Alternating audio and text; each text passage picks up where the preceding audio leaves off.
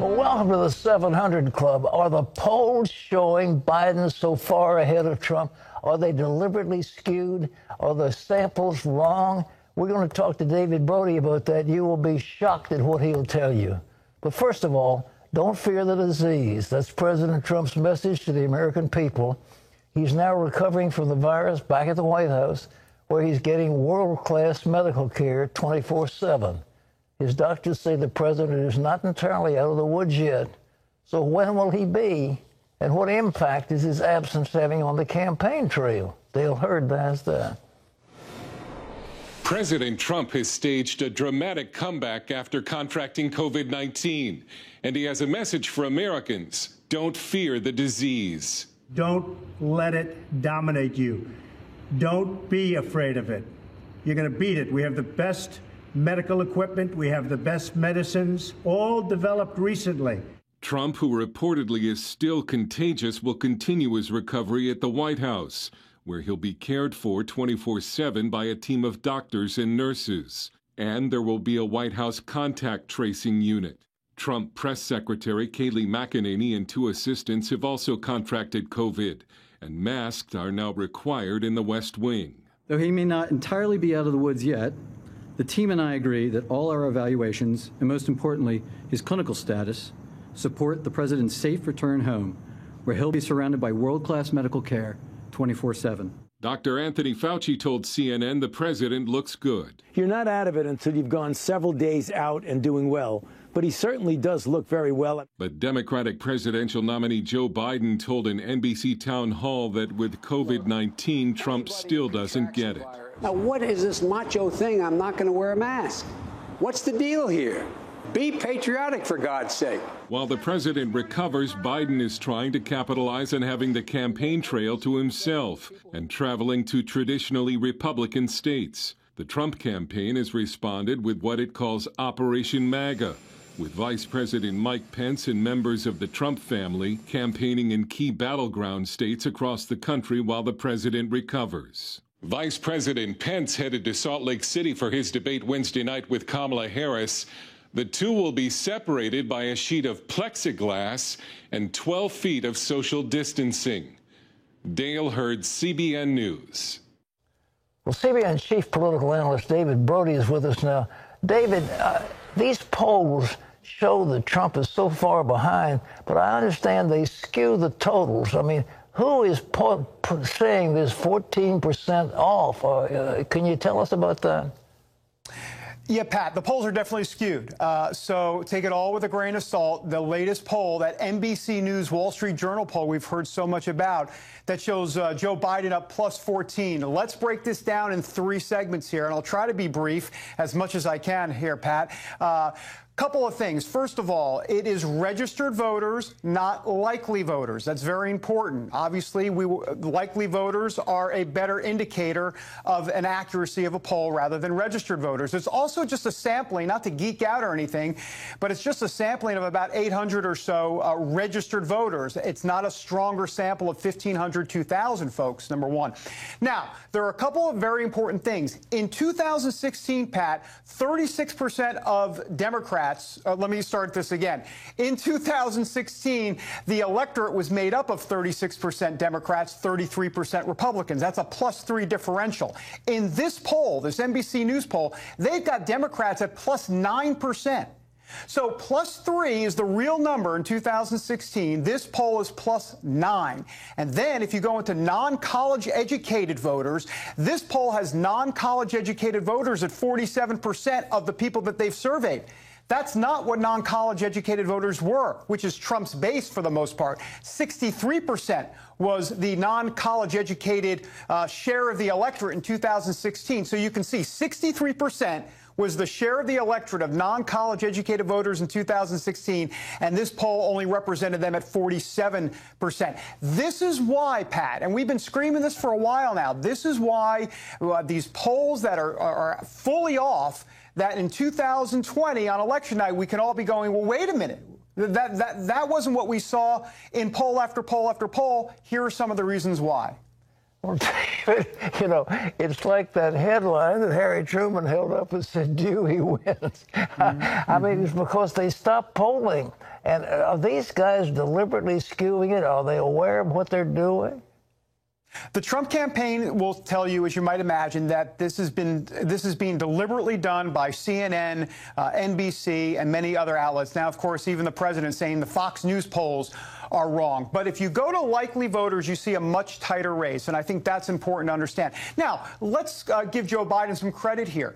Just because non-college educated voters went for Donald Trump in 2016 over Hillary Clinton, the polls do suggest a little bit, small, couple percentage points of that tightening. In other words, Joe Biden doing better than Hillary Clinton with non-college educated voters. So, you know, we'll see on election night. I mean, that could make a difference and make Biden the next president of the United States. We'll see.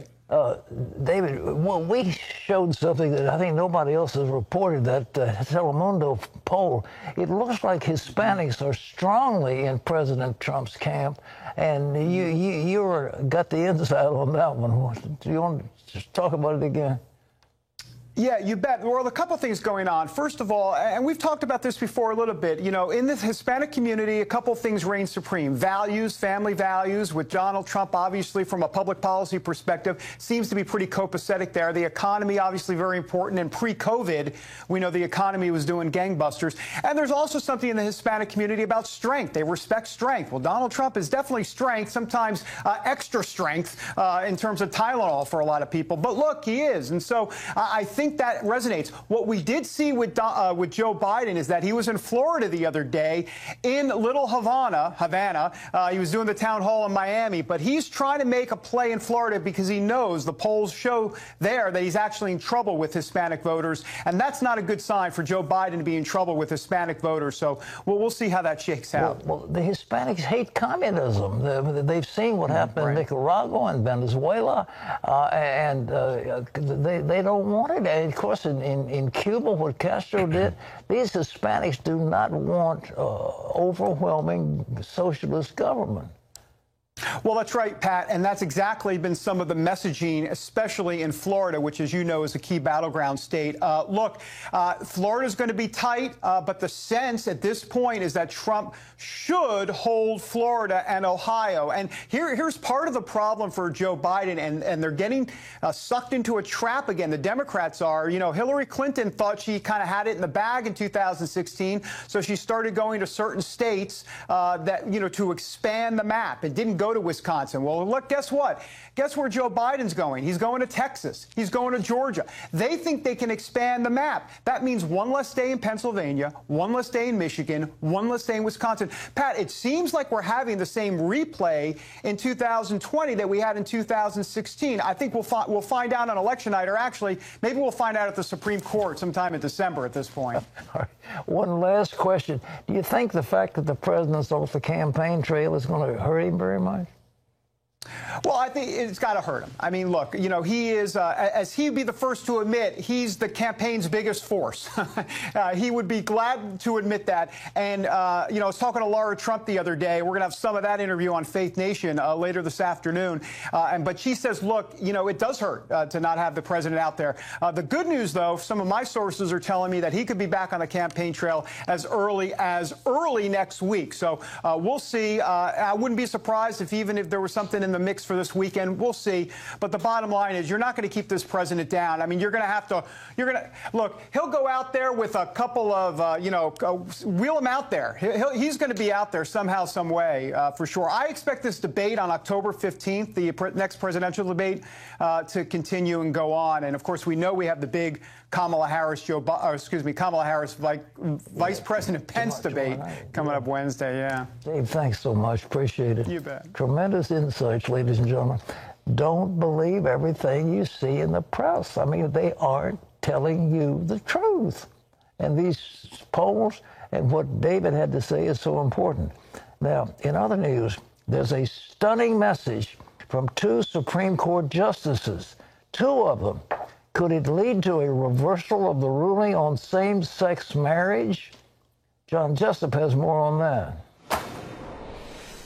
Thanks, Pat. Justice Clarence Thomas, joined by Justice Samuel Alito, issued a statement criticizing the 2015 Obergefell versus Hodges case legalizing gay marriage. That statement came in response to the court's decision not to hear an appeal from former Kentucky County Clerk Kim Davis.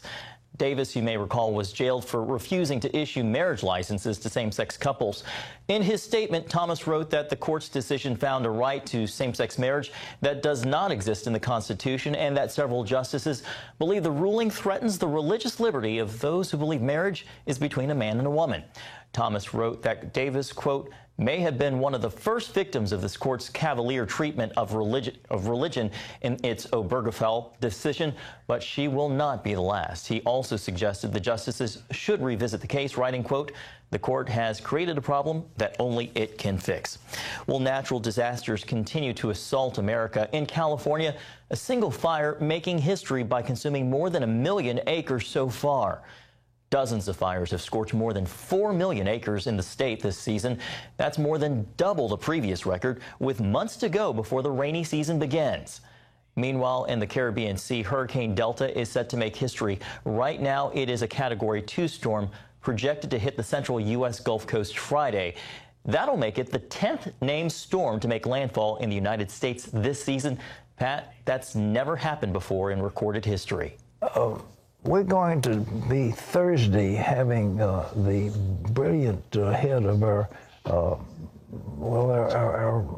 try to think, our course in cosmology, Hugh Ross, and he's written a book on this whole thing of climate change, and you'll find it fascinating. So you don't want to miss the 700 Club on Thursday when we interview Hugh Ross about what's going on in our world and what the fact that we've got a next ice age coming up every 41,000 years, and there's one due, and that's what we've really got to look for. But anyhow, these terrible hurricanes striking the coast is going to be one more tragedy hitting the United States of America.